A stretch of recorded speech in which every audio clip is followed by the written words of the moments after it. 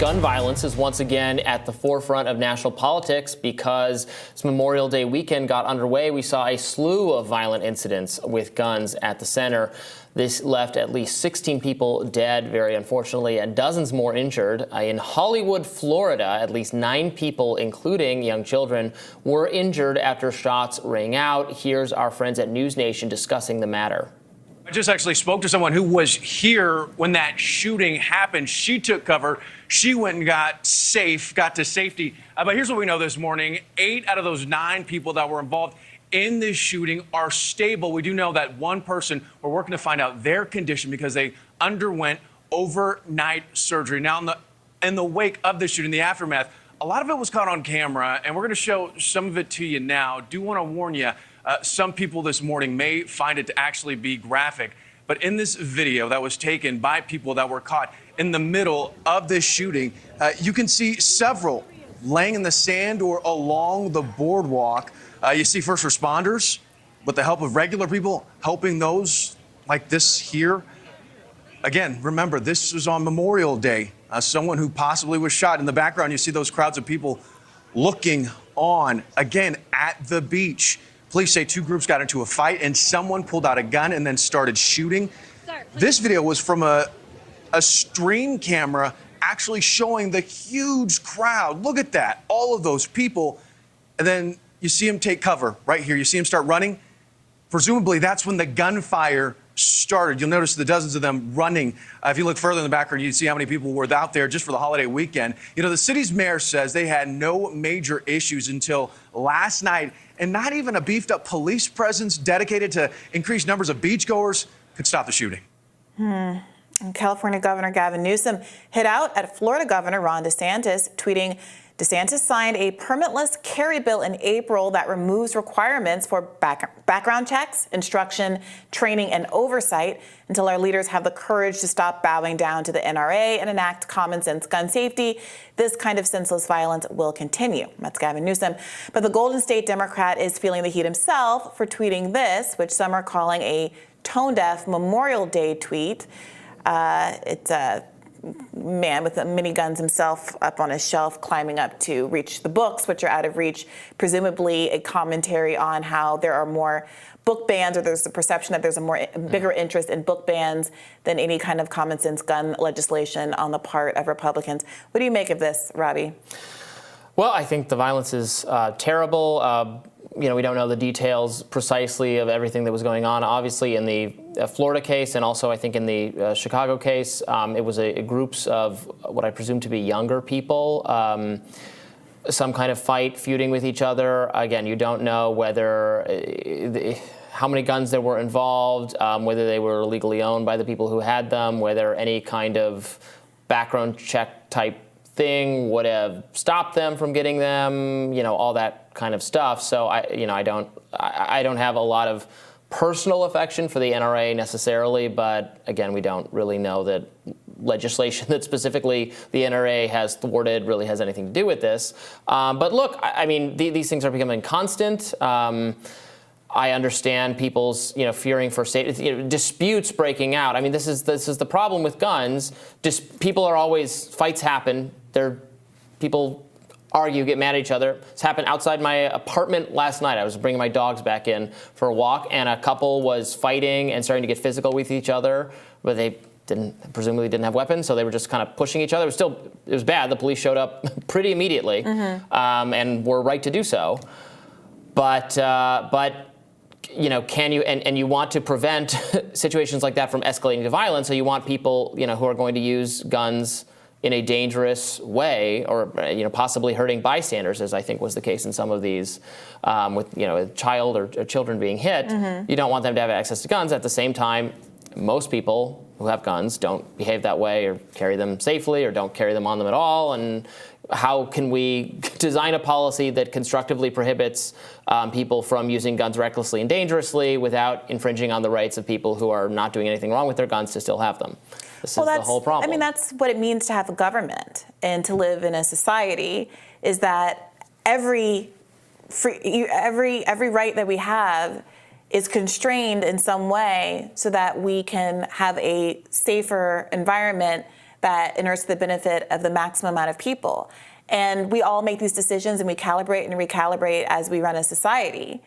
But the idea that any right is unrestrained completely doesn't exist for any of the other rights in the Bill of Rights or anything. And it doesn't exist currently for gun rights. Obviously, there are laws about when, how, who can have guns, just like there's time, place, and manner restrictions on speech and the like. So I think the real conversation should be not whether or not we can absolutely not infringe on the rights of gun owners, but whether or not there is a growing consensus that more has to be done, even if it does in some small ways, in some incremental ways, infringe on the rights of gun owners if it means that more children don't get killed or shot at the beach Memorial Day weekend.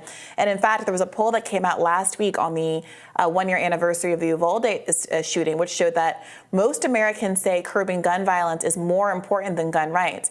And I don't think that's an argument against the Second Amendment as a whole or banning gun rights. And of course, substantially, most gun owners don't do these kind of horrible things, and they're using their,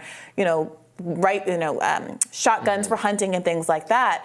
But there is still a lot of pushback from gun owners about the kind of legislation that majorities of Americans agree should limit the use of handguns and automatic guns in particular, which tend to be used in these kinds of crimes. And there also is some concern that there are, places like Chicago, which are often pointed to as having a lot of gun violence, and they do have a lot of gun violence.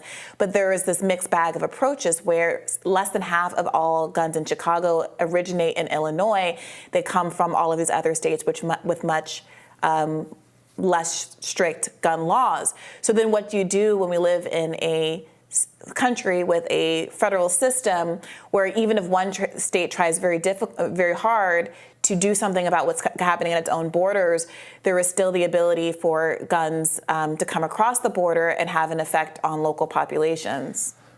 Right. I would put it a little differently. I'd say what is the you want a policy to be minimally infringing. Obviously, you're right. There's not total absolute rights. Courts have recognized some limits on the First Amendment, the Second Amendment, sometimes they recognize limits that I don't think philosophically should exist, or I don't agree with their interpretation. But yes, the price of living in a society is some limitations on rights. We want to have a policy that is minimally infringing on people's rights who are law-abiding and aren't harming anyone, and that would actually have some effect in reducing crime. And again, I point to the fact that we already don't have a lot of enforcement of the gun laws that we do have. We have so many crimes being committed with illegal guns where the person who had the gun already should not. There's already gun control for that person. It's just not being. They're not being put in prison. They're not being arrested. They're not having their weapons confiscated.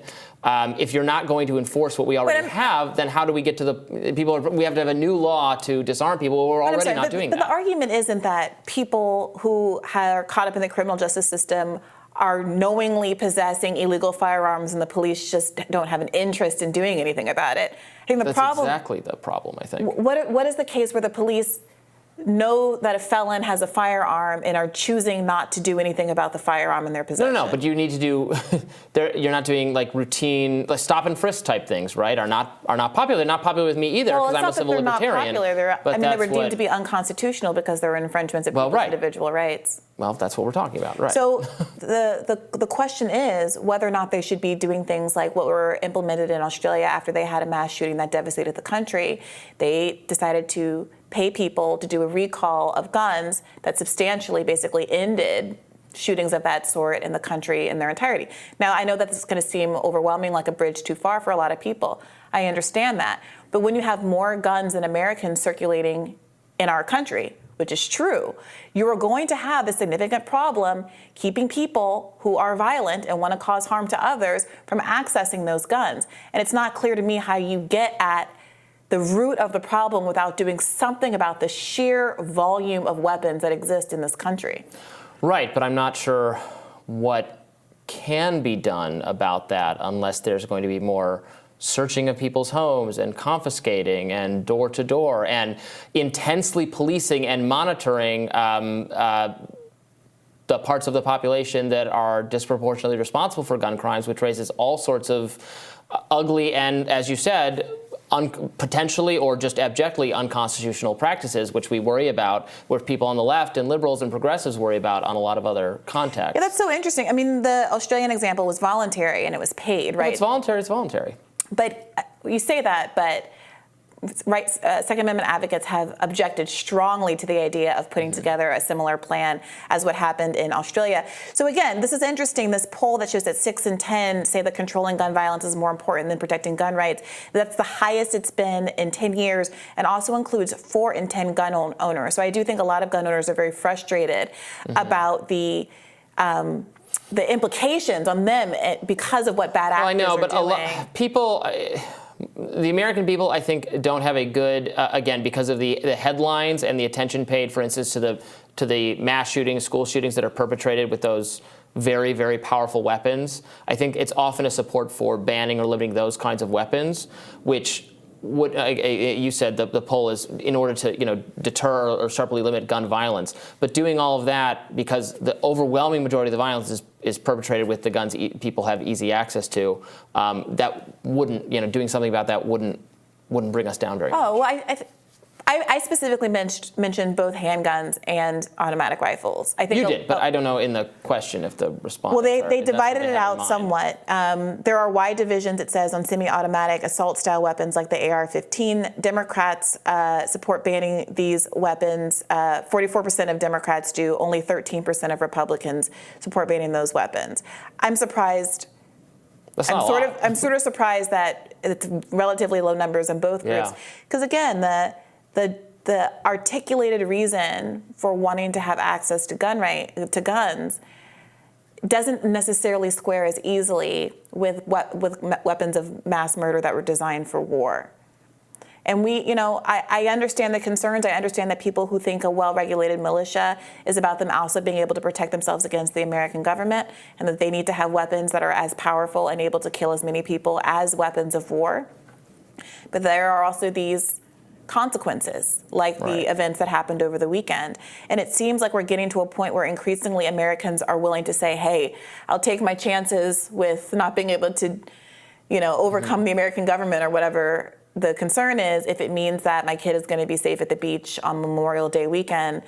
But I don't know. It seems like there's going to have to be a great deal more tragedy before we'll have any legislative movement on this. So we'll continue to follow these kind of stories and give you updates about what we learn about the perpetrator down in Florida. More Rising right after this.